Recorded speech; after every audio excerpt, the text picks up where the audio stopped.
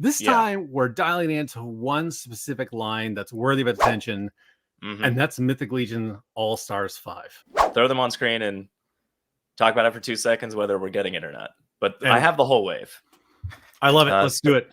Starting with Azhar. I'm kidding. Azhar. I don't know. He's awesome. You already own him. I know you're not buying him. Nope. I had a very limited funds when this wave hit. So his tank. But so I didn't get a lot of these. I did get quite a few, but he was sadly one I passed on because I know he's so cool. But there was the newer figures with like the cloth goods and stuff, just like I can't so that's a good point. And honestly, the reason I got him is because I had Skeletors and blues, and I was like, I didn't get the blue one because there's a blue one and a yellow one. And he is fantastic in his bold yellow and by himself. Yeah, he's I already have him, didn't get him. So I understand why you passed him, but he's pretty cool. Yeah. Again, if I had not just bought a his tank, I would have this whole entire wave. Next. Because I'm that behind on Mythic Legion. Next. That I need to catch up. This is a Duban. Ooh. He's really cool, man. I like him a lot. But I did not get him. You pronounce it Duban. I would have pronounced Duban. Dubin. Yeah. So I did get him. I love the diversity in these waves. There's always multicultural aspects to it. There's always a lot of different ethnicities among the humans. I also love all the light fighters with the leather. And he comes with a hawk. My Mythic Legion, this recent wave I got, came with a hawk as well. I love that actual medieval aspect. So I got him. Absolutely. I mean, look at that gear. He's got that crossbow. He's got the sword and the sheath and the little dagger. He's awesome. The cloth goods cape looks amazing. Oh, yeah. Robin Charles, they are cool shirts. Thank you. Hey, thank you. Also, Robin's my favorite Batman character, unrelated. Okay. Yeah, he's super cool. I did pass on him, but only because he's you already said very specific. Move on. You're filibustering.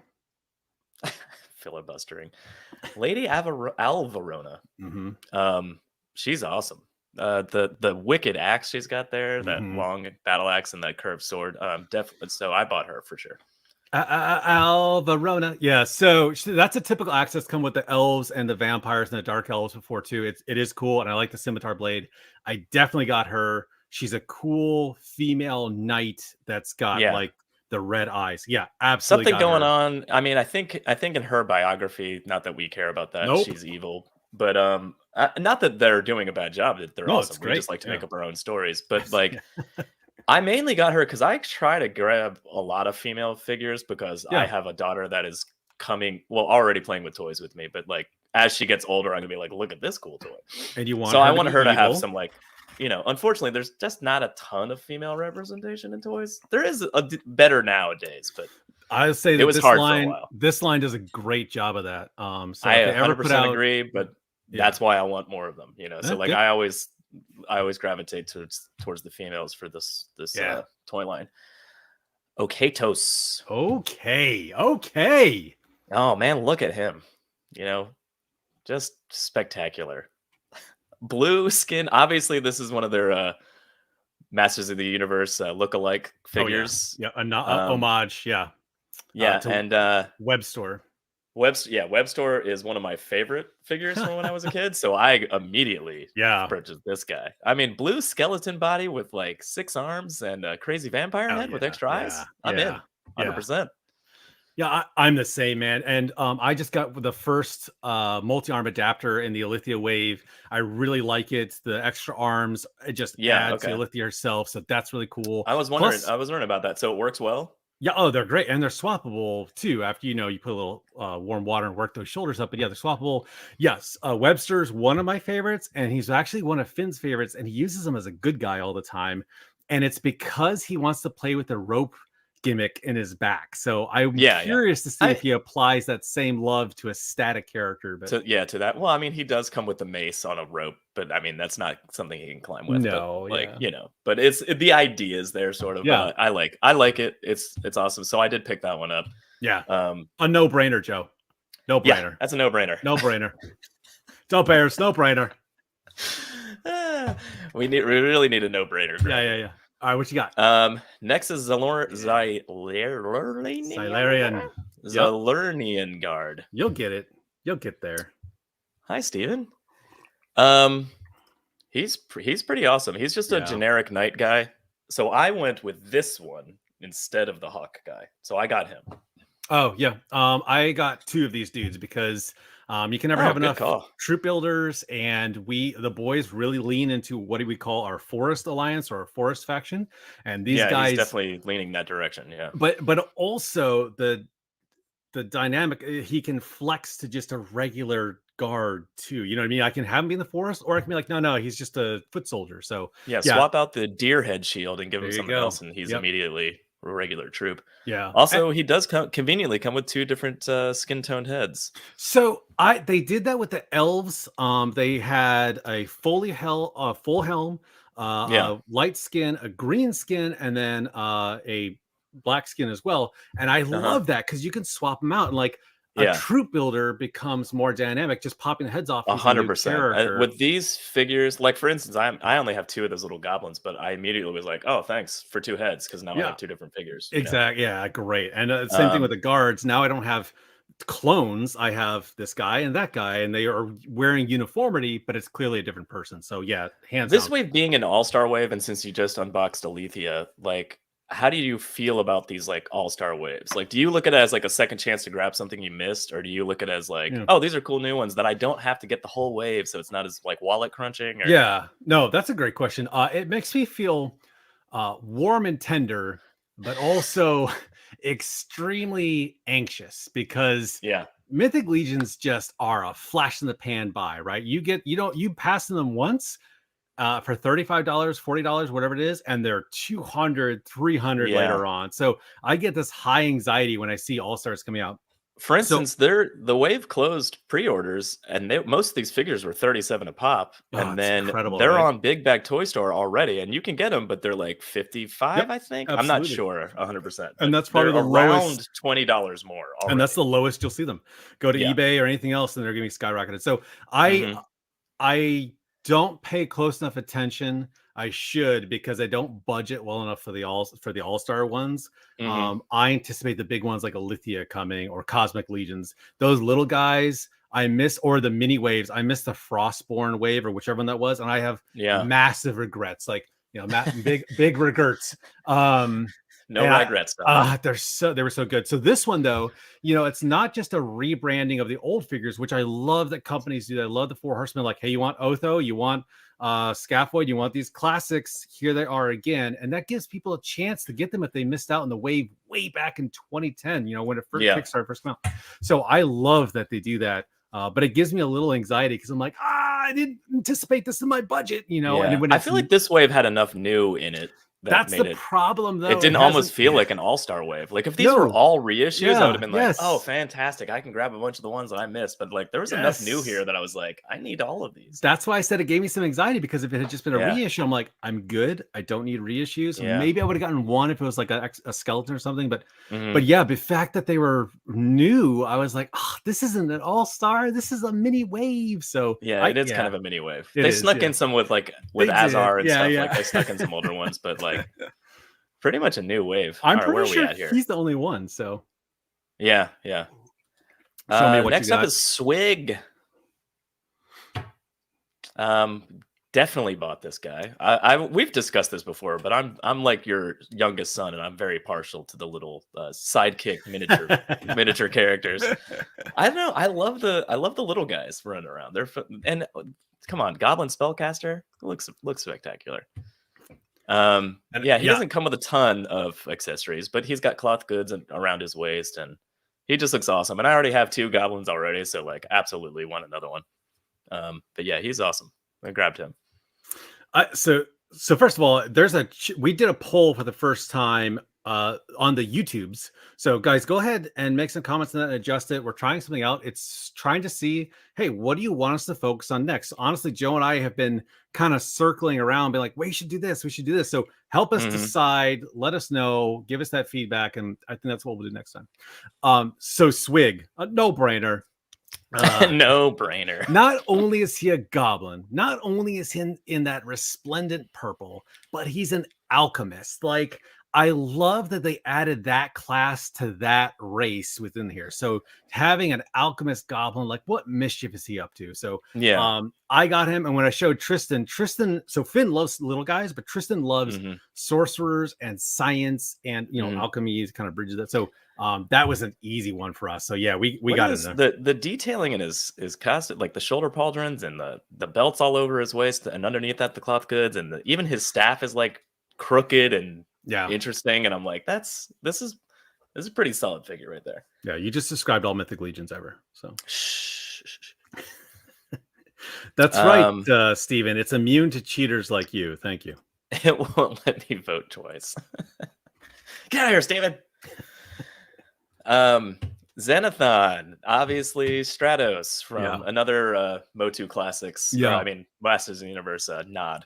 Yep. But yeah, I passed on this one, and I almost bought him just because of the wings, just because he comes with like a lot. Oh, sure. Like, the red wings are cool, interchangeable too on other figures. You could easily put that on somebody else. Sure. I almost got it. He was a tough one. I almost grabbed this one, but wait a minute. I think I'm missing one.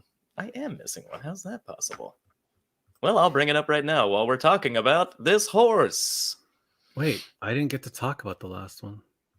Oh, sorry. I'll bring it up right now while we're still talking about Xenothon. I didn't know you had anything to really say. I got skipped, much like we should have had Steven skip the poll vote. So, and yes, Rob and I agree that we should have had somebody else vote for Steven. So Xenothon, honestly, I hate that helmet. They've used it since wave 1 with dwarves and some of the barbarians. I can't stand the plated fake beard.